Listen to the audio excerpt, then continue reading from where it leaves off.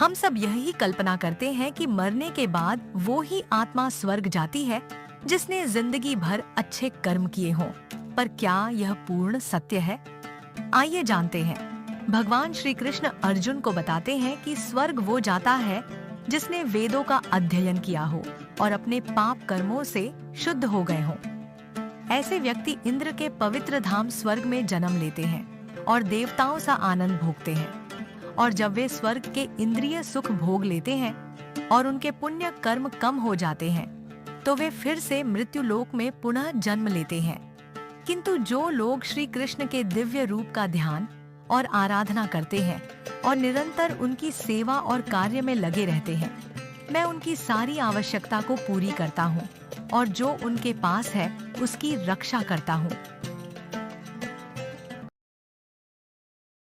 हमने बहुत बार लोगों को कहते सुना होगा कि अगर किसी ने मनुष्य योनि में जन्म लिया है तो वह आगे भी मनुष्य योनि में ही जन्म लेगा। क्या यह पूर्ण सत्य है? आइए देखते हैं श्री कृष्ण अर्जुन को क्या बताते हैं। श्री कृष्ण कहते हैं कि जो लोग सतोगुण में मरते हैं वे उन लोकों में जाते हैं जहां महर्षि या महान भक्तगण रहते हैं।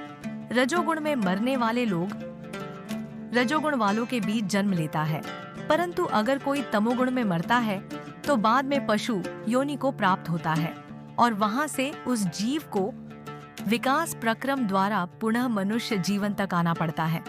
इसलिए ही मनुष्य को सतोगुणी बनना चाहिए। अच्छी संगति में रहकर गुणों को लांघ कर परमेश्वर की भक्ति करनी चाहिए, अन्यथा इसकी कोई गारंटी नहीं कि मनुष्य फिर से मनुष्य योनि को प्राप्त होगा कि नहीं।